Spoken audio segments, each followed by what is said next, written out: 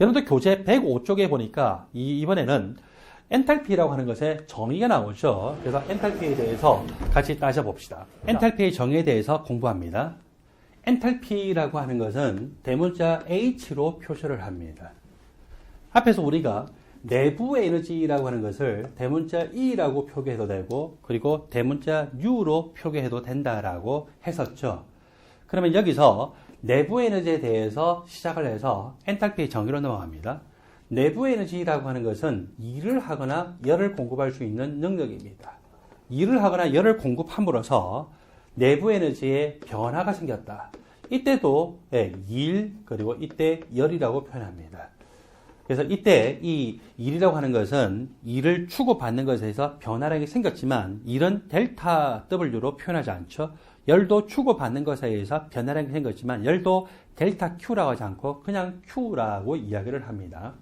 어떤 피스톤 형태로 되어 있는 용기에서 기체가 이 안에 채워져 있다라고 생각을 해봅시다. 이 기체가 이 피스톤을 밀어내면서 부피 팽창에 의한 일을 했다라고 가정을 해볼까요? 그리고 밀어낼 때 이만큼의 거리를 D라고 생각하고 피스톤의 면적을 A라고 생각을 해봅시다.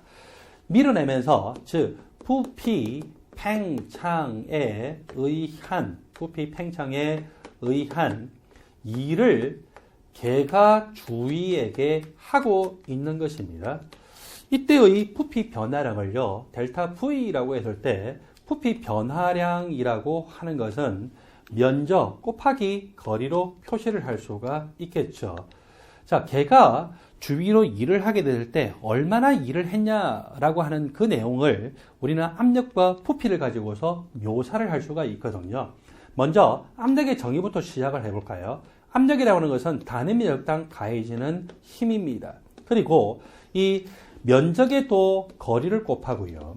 그리고 힘에다가도 거리를 곱하면은 면적과 이 거리가 곱해지면은 뭐가 됩니까? 바로 부피 변화량이 되겠죠. 그리고 힘에다가 거리가 곱해지면 이것은 일이 되죠. 그렇다면은 결국 일이라고 하는 것은 양변에 델타 V로 곱하게 되면은 P 곱하기 델타 V로 묘사가 될 수 있었어요. 자, 이것으로 끝난 것이 아닙니다.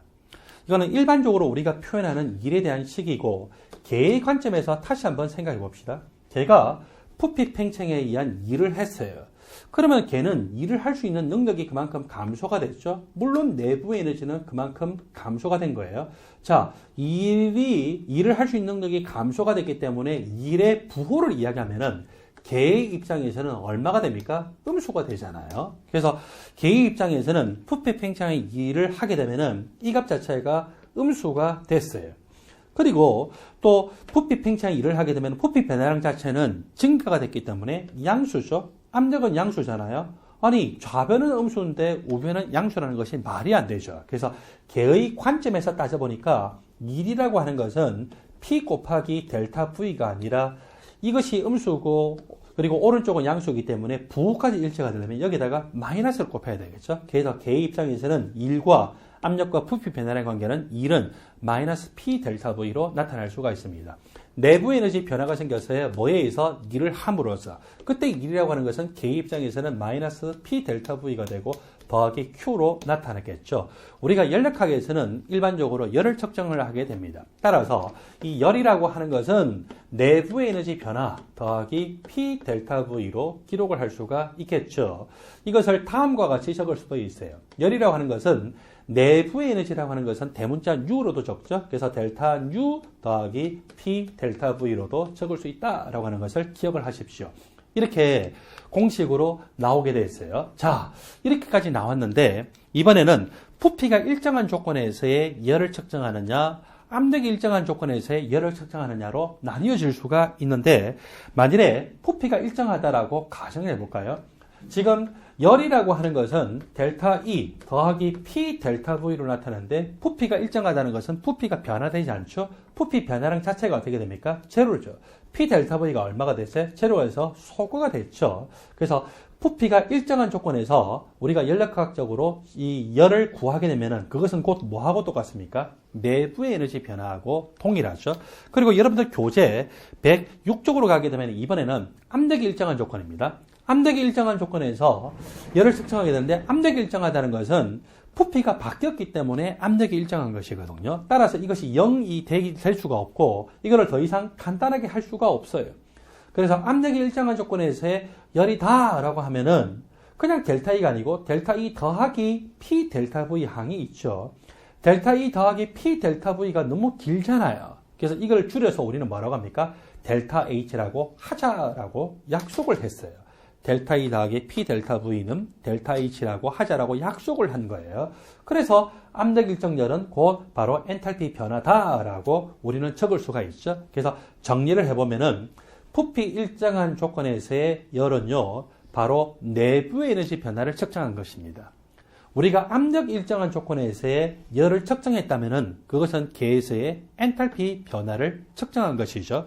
여러분들 교재 105쪽을 보니까 부피 일정한 조건에서의 열을 측정하는 기구가 있는데 여기는 바깥쪽에 물이 채워져 있어요. 물이 비열이 크기 때문에 보통 물을 채워서 이 물의 온도 변화를 봄으로써 결국 이 계에서 얼마만큼의 열의 출입이 생겼나라고 하는 것을 알게 되는데 이 안에가 지금 반응 용기거든요. 반응 용기에 어떤 반응할 수 있는 물질을 담아놓고서 이 점화선을 가지고서 이 스파크를 가해서 반응을 시키는데 이 용기 그 자체는 부피가 변하지 않아요.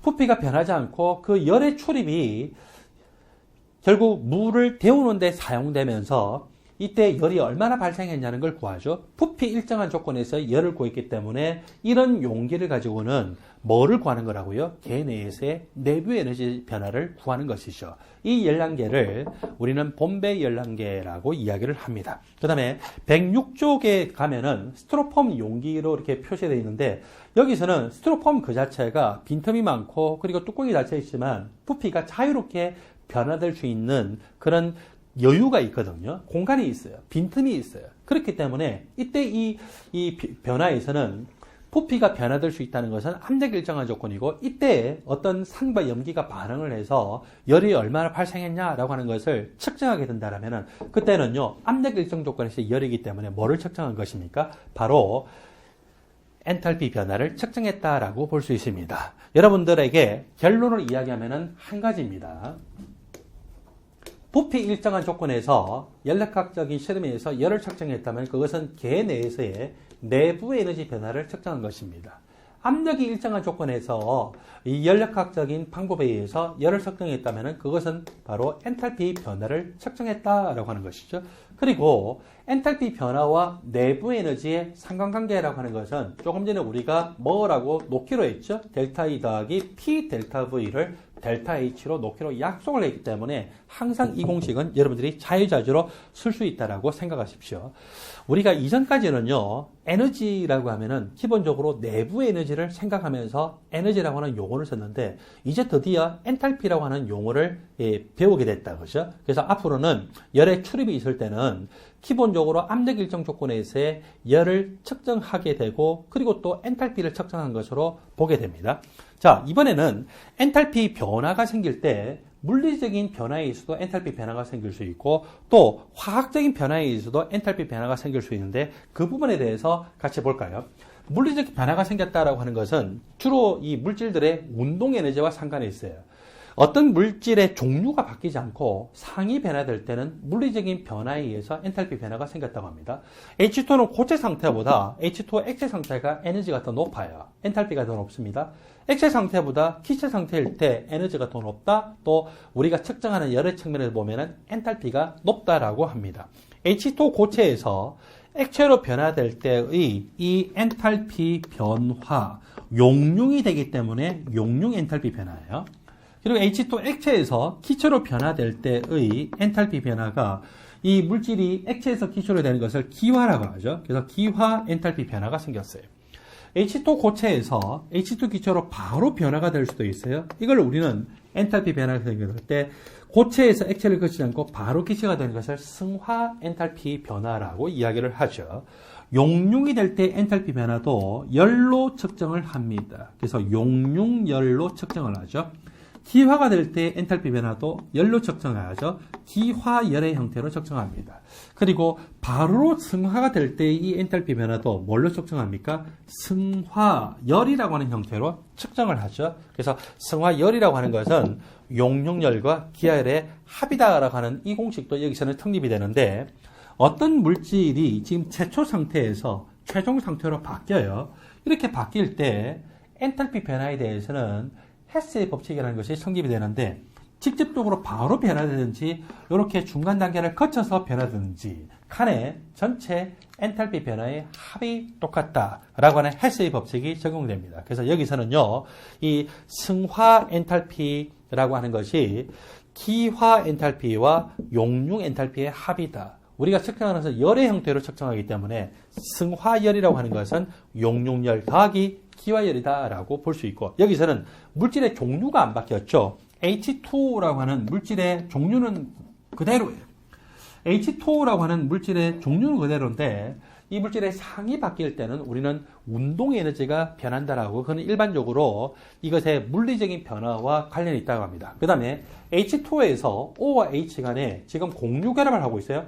공유 결합이라고 하는 화학 결합의 형태로 저장하는 에너지를 우리는 위치 에너지라고 이야기를 하죠. H2O의 분자 그 자체는 바뀐 것이 아니기 때문에 위치 에너지는 변하지 않았다라고 보고 있습니다. 즉, 화학 에너지는 아직 변하지 않은 것이죠. 자, H2O의 상 변화와 관련해서 우리가 한 가지 내용을 더 보도록 할까요?